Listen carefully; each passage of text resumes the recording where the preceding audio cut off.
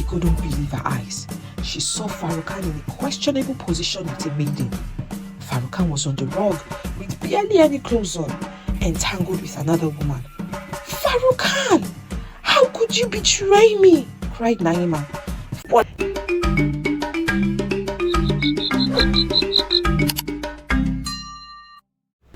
Back at the chalet, Faroukhan, weakened and confused, lay helpless on the floor. He struggled to understand how he had ended up in such a compromising situation. His strength had been sapped and his heart ached at the sight of Naima's pain. Seeing that Naima had seen her arm in arm with Faroukhan, the young maiden got up and walked out. On her way out, she met the chief, who handed a bag of money to her. "Thank you, you have done well. Leave the village, don't come back for the next 3 months," the chief said. The chief entered the chalet and looked at Faroukhan with disgust and mockery in his eyes. "Oh, mighty Faroukhan, see how you have fallen. You fell in love with the wrong woman. No one can marry Naima, not even you, mighty Faroukhan. Guards, take him to the dungeon below and tie him up. Give him no food or water." The guards looked skeptical and asked, "What if people ask after him? What do we say?" "We tell them that he ran away with another maiden and shattered Naima's heart.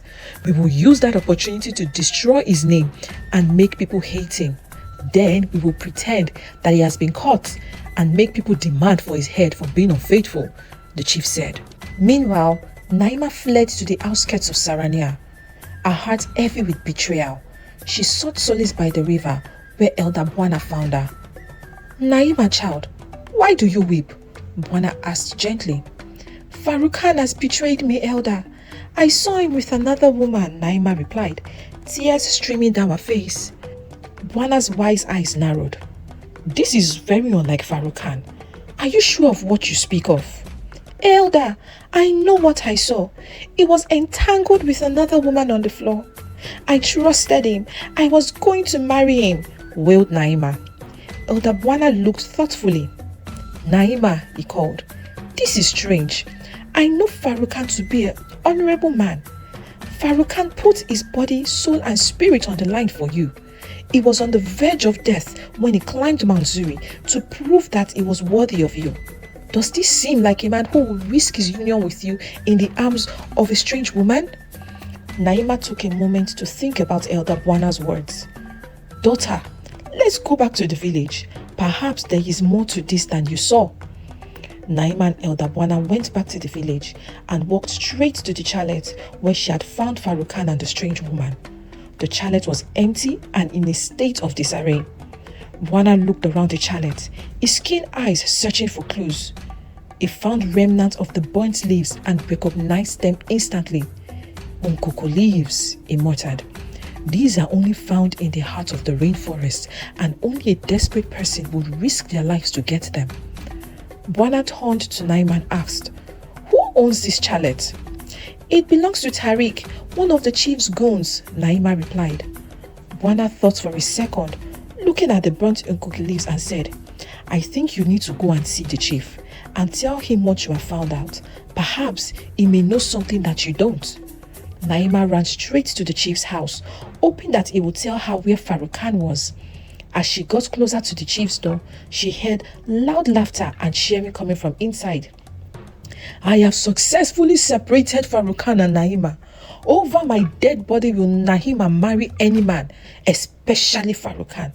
I cannot let go of her wealth," Chief boasted. He was having a feast with his friends and they were celebrating Chief's victory over Faroukhan and Naima. "How did you do it? Tell us," one of Chief's friends asked. "Women are so naive and easy to deceive. All I had to do was set up Faroukhan with another woman and arrange for Naima to see them. Now she will never trust another man." They all cheered. "But how did you get Faroukhan with another woman?" "Ha! That was the easiest part. Nkoko leaves did the job. The smoke from burnt Nkoko leaves has sapped all Faroukhan's strength. Right now, Faroukhan is as weak as a wet thread."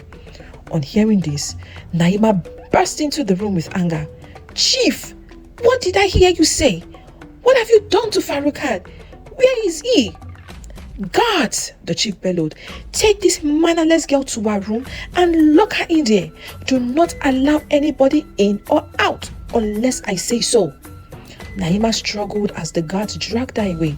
She was locked in her room, left to her tears and anguish. She cried until exhaustion claimed her, her heart heavy with sorrow and confusion. With nothing else to do, she began to sing. Her voice, filled with pain and longing, echoed through the walls of her confinement. She sang, "O gods of faith, hear my plea. Set my love free. Rescue him from misery. In chains he lies, his heart so true. I beg of you, bring him back to me anew." After hours of singing, she became weary and fell asleep. Upon falling asleep, she saw herself in the most beautiful garden. Before her stood the most beautiful woman she had ever seen. She was a luminous figure of compassion and power. "My child, my name is Lyra. I heard you sing and the sadness in your voice touched my heart. I have heard your sorrow. Tell me what has happened." The spirit spoke gently. Naima, her voice trembling, recounted the events, how Faroukhan had lost his power and was imprisoned unjustly. The spirit listened intently and said, "There is a way to restore Faroukhan's strength. You must find Akua's tears located at the Falls of the Forgotten." "The Falls of the Forgotten? It is a taboo for anyone to go there," Naima exclaimed. "True. No one dares approach the falls uninvited by the keeper," Lyra said. "Take this." She handed her a lock of her hair. "When the keeper approaches you, give it to him. However, at the bottom of the falls, you will be tested." "Tested? With what? How? Mother Lyra! Mother!" Naima called out, but she felt herself drifting away from the garden, and in a moment, she was awake in her room. She noticed that she had something in her hand. She opened it and found Lyra's lock. "It wasn't a dream?" she whispered in fear. She looked up and saw the door was now unlocked. At that time, she heard the voice echo in her head, "Go, Naima, go and save your love." With a mixture of fear and excitement, she got up, running out while saying, "Thank you, Mother Lyra. Thank you." Determined, she set out to find Faroukhan. Sneaking into the chief's compound, she spotted a guard. As the guard was about to call out, she pleaded with him and handed him a bag of money. "Please, take me to where Faroukhan is," she begged. The guard hesitated, but then agreed. He led her to the dungeon where Faroukhan was tied up, weak and forlorn. Naima cried out to him, "Faroukhan, I am here. I will go to the Falls of the Forgotten to get Akua's tears and restore your strength." Faroukhan tried to stop her, his voice weak. "Naima, it's too dangerous. You mustn't risk your life." She knelt beside him, her resolve unwavering. "You risked your life for me, Faroukhan. Now it's my turn. The chief must be exposed for his wicked deeds." As she prepared to leave, she asked the guard, "What does the chief intend to do with Faroukhan?" The guard, lowering his voice, revealed, "In 3 days, the chief will frame Faroukhan for stealing his money and running off with another woman. He plans to have him publicly executed." Naima's heart tightened with fear, but she steeled herself. "I must hurry then. I will return with Akua's tears before it's too late." With a final glance at Faroukhan, she slipped out of the dungeon, her determination as fierce as ever. It took Naima a day and a half to reach the Falls of the Forgotten. The journey was arduous, a path winding through dense forest and treacherous terrains. She pressed on, driven by love and desperation.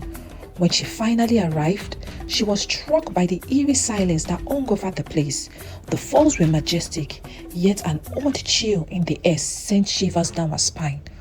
As she approached the entrance, the keeper descended from the sky as if floating, a spectral figure with a stern expression. His eyes bore into her with fierce intensity. "How dare you come here without being summoned?" the keeper demanded, his voice echoing through the air. Naima, though terrified, extended her hand, showing him Lyra's lock of hair. The keeper's gaze softened slightly as he took the lock. "You may proceed," he said, stepping aside. As Naima walked towards the pond where Akua's tears were, she could hear faint sobbing that grew louder with each step. The air grew colder and the sadness in the sobs weighed heavily on her heart. The closer she got, the more intense the crying became, until it was a chorus of grief echoing all around her. She knelt by the pond, the sobs now a cacophony of sorrow. As she bent to take some water, a hand smacked her ass away.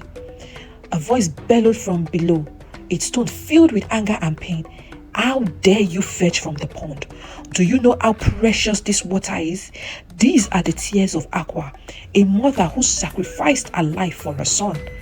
Naima, her voice trembling, replied, I am here to take water to my love, whose strength has been taken from him.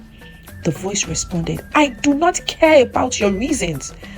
What are you willing to give in return for the water? Naima's heart sank.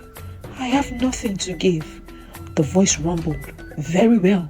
If you wish to restore your lover's strength, you must give up your essence and beauty for the tears. With a heavy heart, Naima agreed. She fetched the water, and as she walked away from the pond, she felt her beauty and essence draining. Her once radiant skin grew dull and wrinkled. Her vibrant hair turned grey and brittle. Her youthful energy waned.